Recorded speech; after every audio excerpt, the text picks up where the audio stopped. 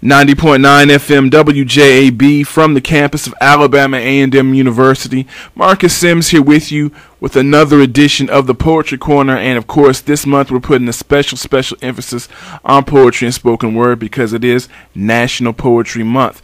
And I'm happy to have on the line with me Antwian Marcel Crawford. He is the founder of the Underground Poets Society. We're going to find out more about this group, more about Antwian, and just much more. We're going to pick his brain a little bit and see if he can let us know what's happening on the spoken word scene. So first and foremost, welcome to the show, Antwian. Thanks, Marcus. How you doing, man? Good. How about yourself? All right, I can't complain, and good to finally catch up with you. I know we've been playing phone tag and all that good stuff, but finally got you on the line, man. Good to finally. Cool. Now, who are some of your favorite poets, man? Well, I mean, the legends, of course, like Maya Angelou, Bea Richards, Langston Hughes, Nikki Giovanni, people like that. Okay, cool. Now, let's jump right into this. I've been following you online for quite a while, and I've been to the website on several occasions. Tell us a little bit about the website, the United Poets Society, Inc. Tell us a little bit more about this. Okay, well, it's the Underground Poets Society, Inc. The mission is pretty much to support the creation of performance poetry while cultivating literary activities online or otherwise in order to build audience participation, stimulate creativity, awaken minds, inspire mentoring, and we do that by engaging communities worldwide just to get them involved. Now, I noticed when I went to the website, of course, you got different forums in there. You got places on the website where individuals can post different topics. They can post their poetry. They can post all type of stuff, right? Love poetry, militant poetry, revolutionary poetry. Exactly. That's called the UNPS Online Open Mic. That's like a poetry community alongside the Underground Poets Society, and it's basically there, for different types of poetry and for writers that don't know about these the different types of poetry. These are just a few that they can learn how to write while they're there, like haiku, tanka, linked verse, acrostic, monorhyme. What else? We have a lot of them. It's like ekphrastic poetry, which is poetry written to paintings and art. And just all different types of things that they can learn while they're there, alongside, learning how to get published, how to write a manuscript and things of that nature. Now, Antwian, tell our listeners how they can give them the website, how they can find out more about the website. Would you please give that to them? Not a problem. Well, basically, it all stems through the Underground Poets Society, Inc., which is www.theunps.com. That's T as in Tiger, H as in Henry, E as in Elephant, U as in Umbrella, N as in Nancy, P as in Paul, S as in Sam.com. And if they go there, all the other links, like to the online open mic, there's a big microphone in the top right corner on every page, pretty much. If you click on that microphone, you're pretty much entering the UNPS online open mic. Now, for my days of course, being involved undergrad at Alabama A&M in the poetry club here, and doing poetry out in the community as well. What I think is interesting is, I would say honestly, man, maybe the past, let's say 10 years, the explosion that spoken word has had a rebirth in a sense, and I think it's interesting. Your website's been around since 2000, so how has the internet embraced this website? Well, the internet, more so than anything else, has embraced it tremendously. Like I said, I started in 2000. There was a little spark there, and I guess word got around.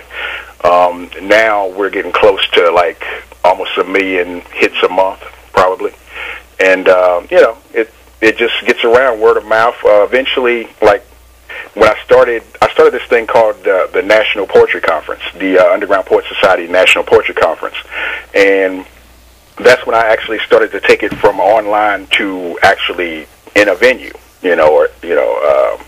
like a local venue or something like that. It's like a national thing for poets to come around from all over the country. But online, mostly, we were successful, so we decided to do that to see how successful we would be offline. And I was going to ask you about that. Tell us a little bit about this annual conference that you have. What Where does it usually take place, and what are some of the topics that you all discuss? Well, right now, the first 2 years, because we had 2 years in a row, 2008 and 2009, it has taken place in South Florida, in Fort Lauderdale, basically with the intention of eventually spreading this thing around and maybe taking it on like a yearly tour to a different city. And we discuss all types of topics. I mean, all the poets that are there that come and perform, they get involved and they do workshops and things of that nature just to, teach others that's coming up and inspire them to, continue with the art form. Basically how to market yourself, how to start your own nonprofit organization, just different aspects, how to analyze your poetry and, just analyze poetry in general. Different workshops to learn how to be a better writer. I mean, to understand what it's all about. And we get those poets in, to come in and teach those classes. Antwian, you've been obviously following and been involved with the spoken word scene for quite a while. Tell her, how do you feel about I don't want to say the commercialization, of course, as like anything happens when something starts to get big and there's a buzz around it. Commercialization may or may not happen. And I think with spoken word, do you feel maybe in some areas it's become kind of a little commercialized or maybe a little watered down? Or how do you feel about that? It's definitely, become watered down. It's like, everybody steps into this, thinking it's so easy. Okay, it's just a matter of writing a few rhymes down, which is poetry is more than that.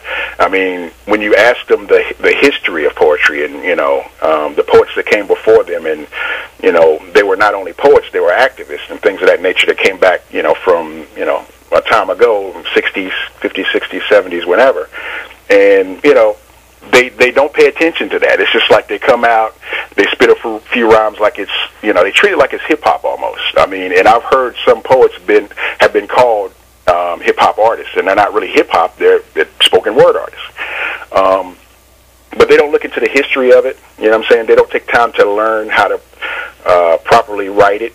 From even writing a complete sentence to, just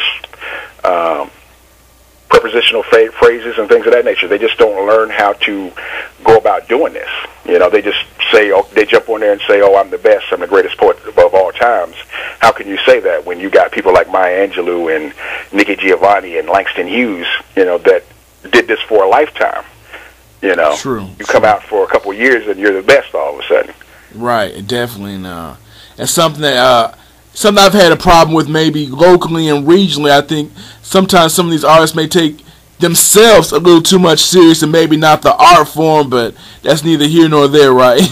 Right. I mean, it's a little selfishness involved, which, I understand artists can be a little selfish at times. I mean, they are advertising themselves, but, they just got to understand that it's bigger than one person. It's bigger than just them. It's been around a long time, and you have to just study the history of it to get a full understanding of, how to go about it. Now, speaking of yourself as an individual, I've had a chance to hear some of your great poetry that you sent me, and I really appreciate that, man. No problem. How would you describe your style of writing and poetry? Well, I mean, like I said, I've been writing hip-hop lyrics for a long time. I mean, I turned it into poetry. There's a difference to me, you know what I'm saying? Even though both of them have rhythms, one is to a beat, one is not to a, it can be to a beat, but it's like a certain rhythmic flow that's in your mind or on the page or whatever. Spoken word artists and poets I find different because, sometimes spoken word can't be translated to paper. And be read and understood exactly like it would be spoken. But, a true writer can write on a piece of paper and the words jump off the page, just like any spoken word artist would when they're speaking. If you've mastered that, and I think I wouldn't say I've mastered it, but I'm doing pretty good at it. So would you say you're a poet,